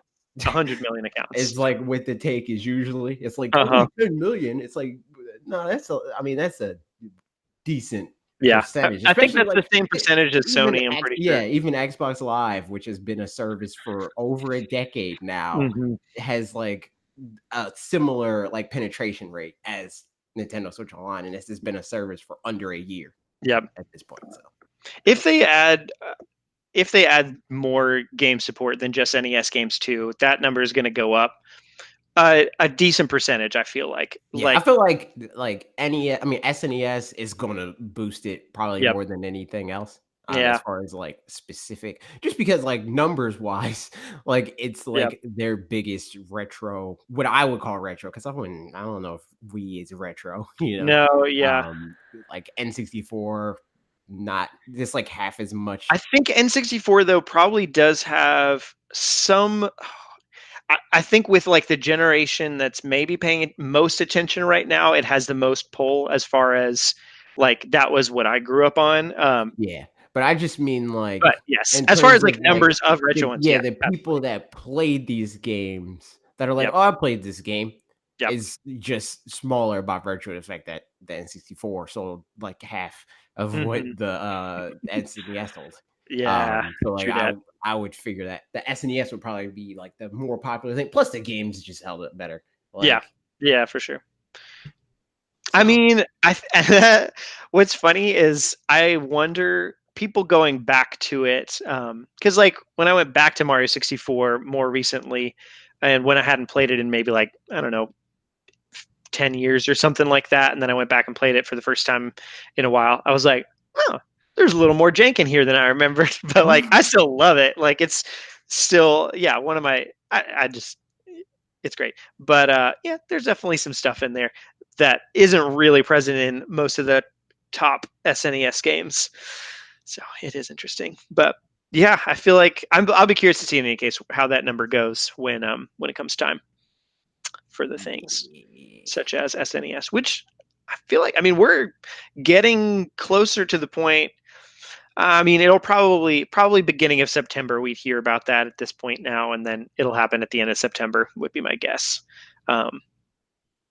Probably, but in any case, and the September Direct. Let's call it that now. That's what it's correctly called. It's called the September Direct. Everybody start making YouTube videos immediately. One thing that I did have that's interesting is if the Switch Mini stuff does happen on pace with, probably let's say it comes out early September, we could very well see it at Gamescom, possibly because that's the end of August. So that would be interesting.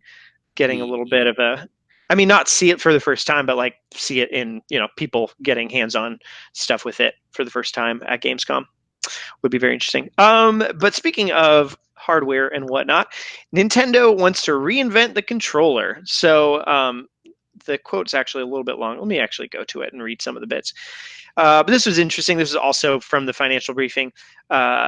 Somebody asked, I don't even know what the question exactly was, because it doesn't specifically say it, but they talked about controllers and stuff like that, I guess, in any case. And then a bunch of Nintendo people said a bunch of things. So here are the comments from everybody. So Takahashi says, we're always dreaming up new things. For example, 1-2 Switch was the first game released for Nintendo Switch.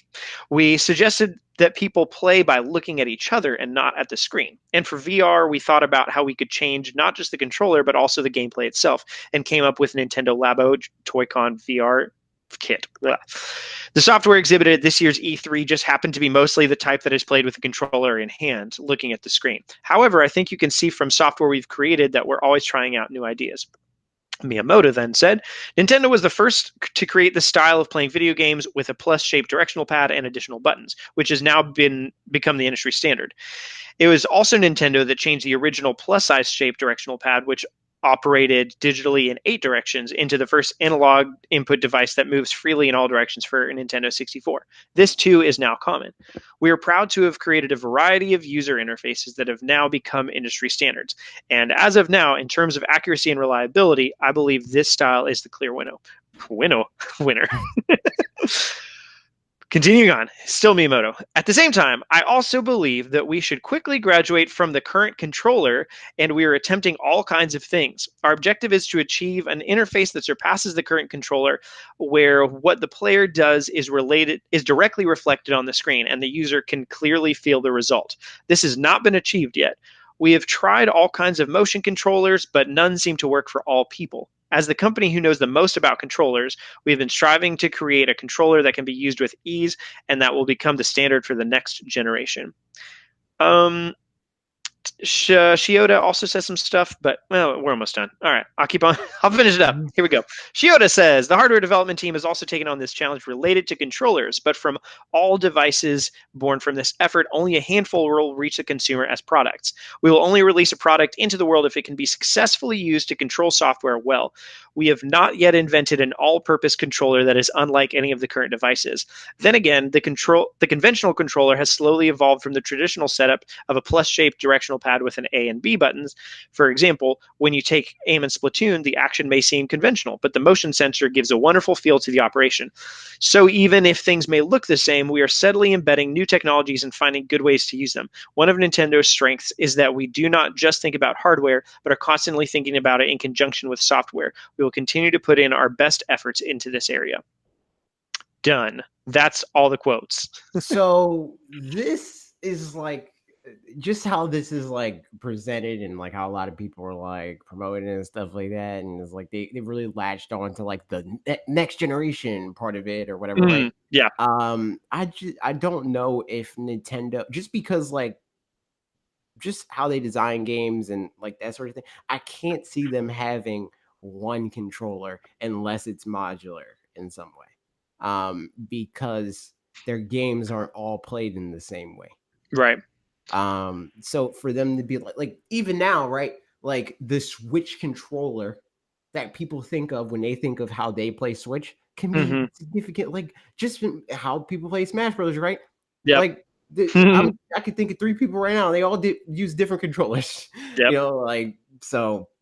I don't know. I can't see them like going with one thing. Maybe this is them like kind of teasing a new innovation or whatever that they're trying to think of on the level of an analog stick or a D-pad or something like that. And that sort of thing is always hard to like look at, excuse me, and be like to look at and say like, oh yeah, this is the thing that's missing, because not many people were like, yeah, we really need a D-pad before the D-pad was a thing, right? Or even like with people that are good at Splatoon, like those people probably weren't being like, you know what would make shooting games better? Motion, you know? So it is interesting. Yeah, I think what I would be afraid, like this could mean a lot of different things, what they said. What I would be afraid of if it meant is if it means the next console specifically is going to have some controller that works quite differently in probably in the same way to like the Wii, motion. The what's that called? Wii Motion Plus? What's just the regular Wii controller called? Just a Wii It's controller? just called a Wii Remote. The Wii remote. That's the one. Remote. That's the word. Which I mean also makes sense that they would just do it that way and call it that because that's what everybody's used to, a remote. So thinking of it as a remote is like, oh, easy, cool. But nevertheless, doing it like that prohibited a number of other games to be on the system, especially because even if they could with just the button configuration as it was, where like, yeah, I mean, there's, you can use the nunchuck and then that's got, a couple extra buttons. And so you've technically got like, 3 buttons on this side and an analog stick, blah, blah, whatever. You can do that, but they also, even if some games were possible that way, especially at the beginning of the lifespan, they were trying to encourage third-party developers to use the motion control stuff to like reinforce that, and then that just didn't really go over so well in the long run, to where third-party developers had to fall off because they couldn't just stick with the standard controls, and they couldn't port their games over the quote unquote, I guess, lazier way or something, which it's not lazy necessarily. It's just like the way that it has to be done. So yeah, I don't know. It's interesting on that front, where it's like, depending on how far reaching, if it's something like implementing motion controls into the into your controller like we have right now, then that's great, because like you can just have a game without it and it'll be fine. But if it's too far of a stretch, that could very well isolate core gamers without letting them even want to jump ship over to the other thing, and then it would just be back to the Wii situation all over again, which wasn't quite ideal in the long run. Yeah, and like that's the sort of thing that can go either way, right? Like perfect controller could be like, this is the most intuitive thing. Like the Wii remote is intuitive, you know, like what you're for sure supposed to do is intuitive, and that's because it's very simple. So like it can be perfect for that sort of thing. But what about like games that require a certain amount of like inputs? Like there are games that are literally unplayable on one Joy-Con, right? So for them to like do something like that, and like if they're thinking like the perfect controller in the sense that it's intuitive, that could be a hindrance. But also, if they're thinking of the perfect controller that does everything, that could just be too convoluted and go in an opposite direction of what their goal is. Right. Yeah, exactly. It does. The whole thing did make me think, though, of that scene in Back to the Future 2, where the kid's like, you got to play it with your hands.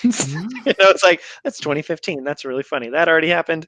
And as now it's like, but yeah, just the whole, I'm curious what all this means. And I'm always just a little bit afraid when the gimmick is too gimmicky, that it's going to alienate a lot of people that just want good games. Like, I don't know. I mean, obviously, if it's something like you said, if it's something like the D-pad or like the analog stick, those are things that revolutionized gaming in a great way. Like, all gaming is better for it. And to be fair, at those times, there's literally always going to be drop off. There's always going to be drop off when a new thing happens, because it's not the same thing. It could be a better thing, but it's not the same thing. So people are like, oh, you know, once they added 3D in the games, I just lost track and didn't want to do it anymore. You're adding too many sticks. Now you're adding a stick on here. I'm done. You're adding motion, whatever, you know, like people are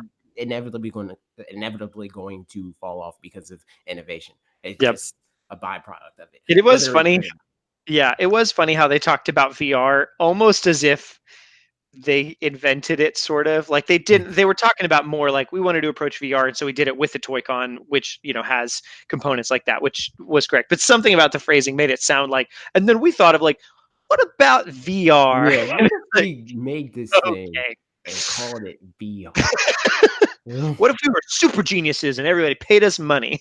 All right. They did VR before any other console manufacturer. Hey, you're not wrong. Kind of technically. I don't know if Virtual Boy's technically VR. It's not really VR, but it's VR in the way that a lot of people think of VR. Yeah, that's true. It's the thing you put up to your face and you see 3D images. Absolutely. Yeah, so that's interesting. We'll have more thoughts on that, I think, as time goes on. But for now, it's an interesting thing to think about. Also, something that we noticed was interesting is that Europe keeps getting these cool limited editions, and the US isn't really getting them, which, I mean, isn't so much like why are you guys getting it, not us? But just interesting why they're getting it and not us. No, more realistically, just like, yeah, what is it about the US market that Nintendo feels like we might not have an answer to this? I don't know. I just thought it was interesting. I think I have two possible answers. Okay, go for it. And one's a good reason and one's a bad one. Nice. So the good reason that I think is like why they're not doing it, and I don't know who this is good. Like, it's good for them, I guess. Right. Is the reason why they don't do that here is because they don't really have to incentivize us to buy it. Whereas in Europe, they do. Like, Europe doesn't buy Nintendo as often as the US or Japan does. Right. Granted, Japan usually gets a lot of the like special editions and stuff like that. And Uh-huh. that leads into the bad reason is because like there's diminishing returns with stuff like that. Like consoles in the States sell better when they're just black or white versus colorful and like that sort of thing. Yep. So a lot of times they'll just have two SKUs and it's black and it's white and maybe they'll have a blue one, like that sort of thing. Whereas in Japan, it's like you get the pink DS and the green one and the green and pink, like here it's like I'm not buying that. So it's like there's no real like point in like making these other SKUs and like manufacturing all those other models when it's going to sell the same as if you just kept the same two SKUs anyway that you had, Right.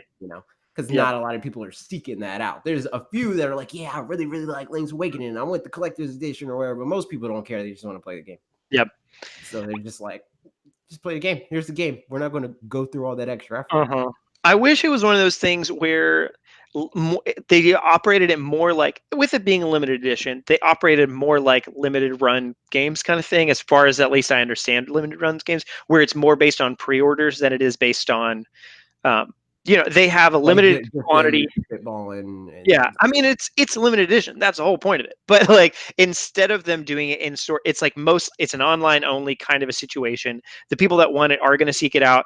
Other people just aren't going to really seek it out, and like that's fine. Like I do see still the Xenoblade limited edition copies in Target fairly often. It's like obviously not a lot of people bought those, or at least not as many as they thought, I guess, because they're supposed to be done, I would think, because they're collector's editions.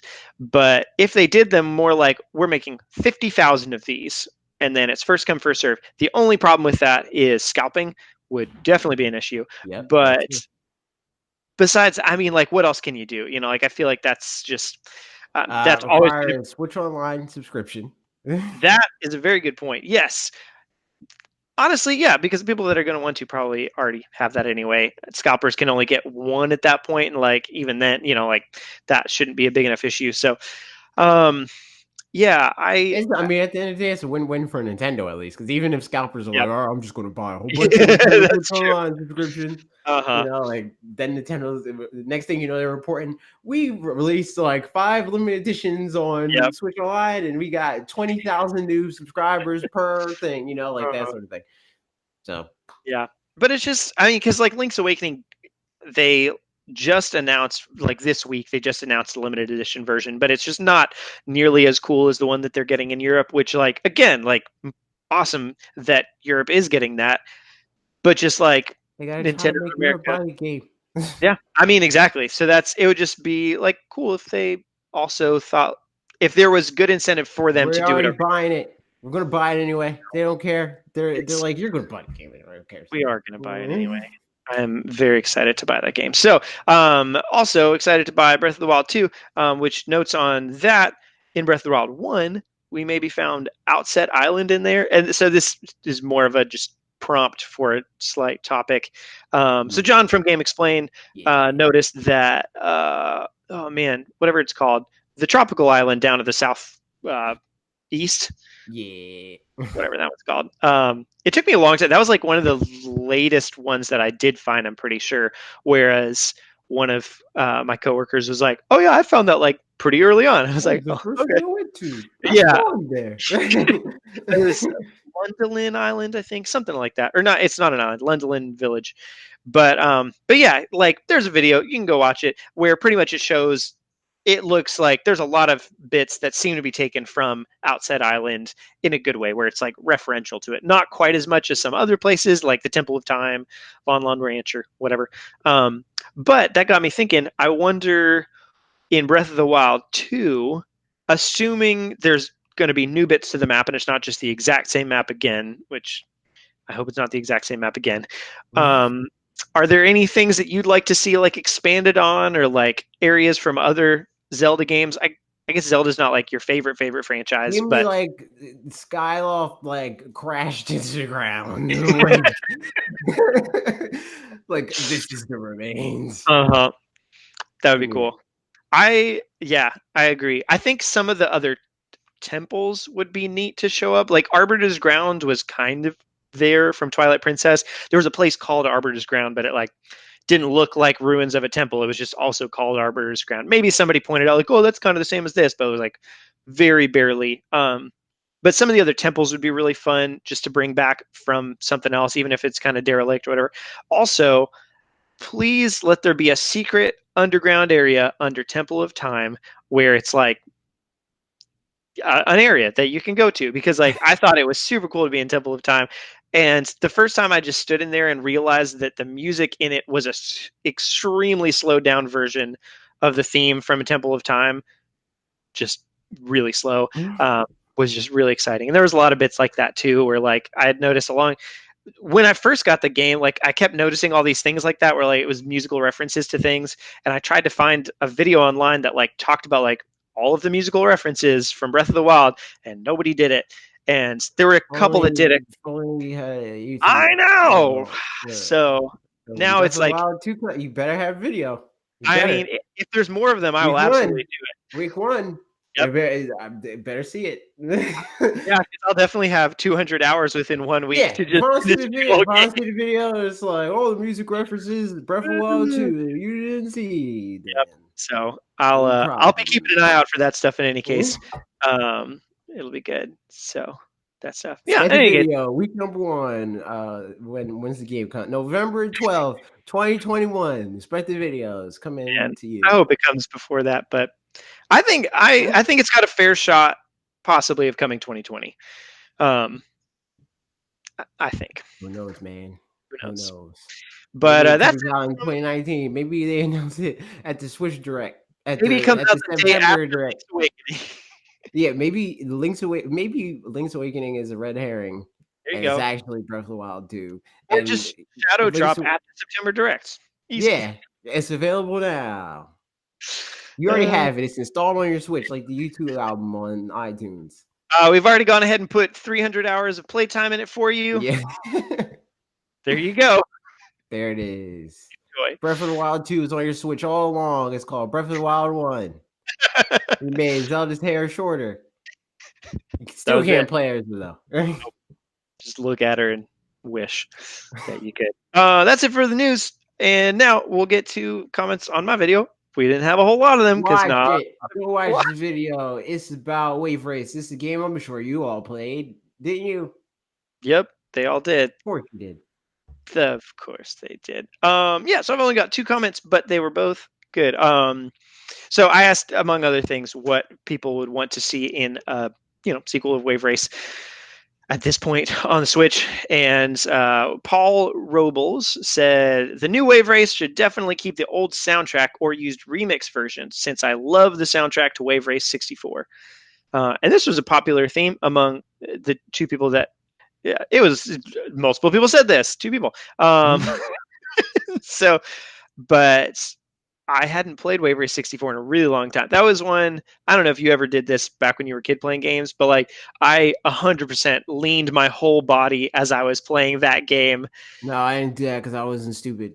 Yeah, good old casual boy. And it was, I don't know. I mean, I think it was, an early racing 3D game for me to play, but then also the fact that you're like on waves and stuff, something about that felt like, I don't know, obviously it was a good game for it to make you feel like you should be doing that stuff, I guess. Yeah. The soundtrack, very much so. And then going on to Brandon Smith's comment, which starts out the same way. I'm a huge Wave Race 64 fan, and I absolutely love the soundtrack to Wave Race 64. And then I asked him what he'd want to add to it. And he said, first, I need them to bring back the original soundtrack from Wave Race 64, just update it a little bit to include, and also include the original music too. Second, add more racers, make it a kind of open world racer with dynamic time of day. I agree with some of that stuff. Well, actually, all that stuff. Some of it. So that's, that was kind of, that's good comments, Brandon Smith. That was kind of what I was thinking, I guess, with the Forza analogy, was that it's just an island that you go around and there's a bunch of racers around and you can explore a little bit, and it wouldn't be huge or anything, but somewhat big. And then different parts of that island get separated off into being their own little courses. It would just be fun to do that, and the dynamic time of day sounds neat too. I don't know if different people would come out at different spots or something along those lines, but it would be neat. You guys failed us all. If that video would have got more views, and Nintendo would be like, yeah, sure, we'll make that. Why not? And now we're just never going to hear Wave Race music again. And everybody's going to be just, especially Paul and Brandon are going to be sad about it. So yeah, you guys made Paul and Brandon sad. How dare you? Pretty sad, y'all. Paul and Brandon sad. But that's it for our videos. Last of all, we've got some Q&A, which we start out with last week's comments. So 2 comments from last week's podcast. So if you comment down below of this podcast, we'll read some of them next week. So Orange Monk says, I didn't even know you guys had a podcast channel. We got a podcast channel. It's right here. If y'all already comment down below. Say, hey, I'm watching. Even if you're just listening to the audio, just pop on over to the video part and leave a comment. Or just say it. Like if you're listening to it on the audio, just say it in your car. We'll hear you. True. We're very good at those things. Yeah. Although if you are listening on the audio, go ahead and leave a review and like stars and stuff. It takes literally 2 minutes. I've done it on lots of podcasts. You just go in and you say 5 stars. You're so nice. It is a long comment. I always say the same thing. I say, hello, dear friend, let me tell you this. And then I say, long comment, long comment, long comment. It's good. Exclamation point, question mark, upside down question mark. What are upside down marks for? There you go. True. They're from Stranger Things. Oh, okay. That's why I never heard of it. Oh, there you go. That's where the upside down comes from, because they have upside down question marks. Exactly. Upside down exclamation points too. Isn't that exclamation upside down exclamation point just a lowercase I? Yep. A tall lowercase. It's like a lanky lowercase I. Like, hey man, it's like an L and an I combined. Yep. If your name starts with a lowercase exclamation point, let me know. True. 7 says, hey guys, feel bad about the long comments I've been leaving lately, so here's a nice shorter one to just remind you guys that you're awesome and help with those pesky algorithms. I support this comment, but I also don't support this comment. Leave all the long comments you want. True. Like I said, we talked to you for 10 plus minutes. Parker made a 11-minute long video about Wave Race. And to be fair, you didn't watch it, but somebody did, you know? So leave as many comments as you want. You know what? At that point, all 300 people had the right to write 4 books worth of a comment, and Parker would have had to read it. Yeah. So that's how it works. Never wanted to make Parker read something. Uh-huh. That's how you do it. You watch his video. It's like Ron in is that Ron Burgundy in Anchorman. Yep. That's right. And the last up, we ask for comments on Discord, because you guys are on our Discord and everybody hangs out there all the time, all the live long day, because that's what's fun in life. And Striker XL writes, what do you think about Super Mario Maker 2? I mean, we've already been talking about it, but I like it a lot. It's a great game. I still I feel like I need to be able to play it more, but Smash Brothers exists, and now my brother has a Switch, and now he's going to be wanting to play Smash Brothers. So there you go. Rip, but I'm still going to have to play it because of the videos, you know. So it's like it's going to happen, but it's just going to feel like it's my job now. Yeah, it's going to feel like I'm literally like a level designer, you know. Yep. It feels this level done by this time or else. It just, you can like waste so much time so fast in it too. Yeah. Where like just you can just like, so much time. You're like looking at a blank canvas. And like, what about this mechanic? This is working. You drag the thing down. You're like, nah, that's dumb. I mean, it's kind of like in Breath of the Wild, for example, there's all these things to do, but you go somewhere and you do a thing. And you're like, I did that thing. Whereas this is a lot more, it's like other creative things that you do, like making a video, making songs or whatever, where like you do something and you're like, I don't like that, I'm gonna take it back. So you spend 2 hours on making a level and make barely any progress because you're like, I'm gonna take that out. Literally none. Yep, you like created this whole level, and then either we're like, nah, that doesn't work, and then you delete the whole level, or you reinvent it. And we both did that, and we talked Yep. about it on the podcast because we don't want people taking our ideas. Yep. Well, actually, you talked about your idea I that did the music idea. Yeah, I the mean, like, music idea. there you go. But I have a different idea that was an idea, and then I changed it, and I remade the entire level. And the initial idea took me like 2 hours, and then the next idea I'm still working on, and it's like 4 hours. There was a section that I was gonna add to the Stranger Things level that because I was telling my friend about it on Monday, I think. I was telling Mitch about it. Oh, you guys know Mitch. He was on here. And he was like, "Oh, you could." I don't know, Mitch. He still doesn't Oh, exist. that's true. I don't know. He was like, "Oh, you could have like a chase section where, like, the Demogorgon is chasing you or whatever, because it's the thing from the thing." So I tried like making that, but then, long story short, like a little, probably an hour and a half into making it, I was just like, yeah, I'll do it next time. And I just gave up. I was like, On it's, Stranger Things 2. yep, That's the thing that they do. They give you numbers like it's a sequel, right? that That's they exactly do is that. correct. So at They some do. point, I am going to make Otter stuff too, which every time I say that, it just sounds like I'm saying otter, like the animal. Make otter stuff. Make that level. Yeah, There's it'll be good. underwater, and Swimming. you could do rising water. You don't have to do completely underwater levels and stuff. True. And then I think Goombas underwater just like kind of swim and do like funny little things. So Yeah, if I get yeah, some of yeah, them, they'll be kind of like little otters. Otter stuff too. Um, but yeah, so I've got ideas for that where it'll do things. But in any case, yeah, I worked on that for a really long time and then just scrapped it. So what do we think about Mario Maker 2? It's good. I like it a lot. Will we get new features or even DLC packs over time? Will Yes. definitely get new features. DLC, I think maybe, but who knows? Because there's the new level. It would make absolutely no sense if we don't get any other level styles or Yep. game styles or whatever. Because why else would they have that space like that? Like, why Yep. separate 3D World for any And of call it like? extra game styles. Yeah, like why? Girl is like, Why come would on. they do that? Come on. No, yeah, exactly. And I feel like I hope they slowly add some things from, or some things back into Mario 3D World that are in the other styles that just aren't in 3D World. So like Like tracks the aren't a thing in stacking 3D and all World. that. Yeah. Yeah, there's no spikes, there's no munchers. I mean, it's a bunch of things that didn't exist in 3D World, which is like, yeah, that's fine. But it would be Yeah, nice but to that's add them stuff in. that didn't exist in other games that they Yeah, put in exactly. them. So Yep. So I'd like to see that stuff come over time. So I think there will be a lot of little patches that go, um, a kind of akin to Splatoon, that sort of a situation. But whether or not they have like or big, Mario Maker, because yeah, Mario Maker that's true. got a whole lot of It updates. sure did. Yeah, people are like, "We need checkpoints," and they put checkpoints, and then they're Mm. like, "Hey, how about coins? How about clown cars? How about fire Wait, clown were cars?" coins at all? Do you mean red coins or like Yeah, that's coins? what I'm talking at about. The red all? coins. No, they're just Okay. like it's just regular coins, just weren't in the game. Yeah. That's funny because red coins aren't from anything that I can think of. They're from Mario 64. You dummy. Oh, yeah, I guess so. I mean, I guess key coins aren't a thing, but yeah, red Yeah. coins.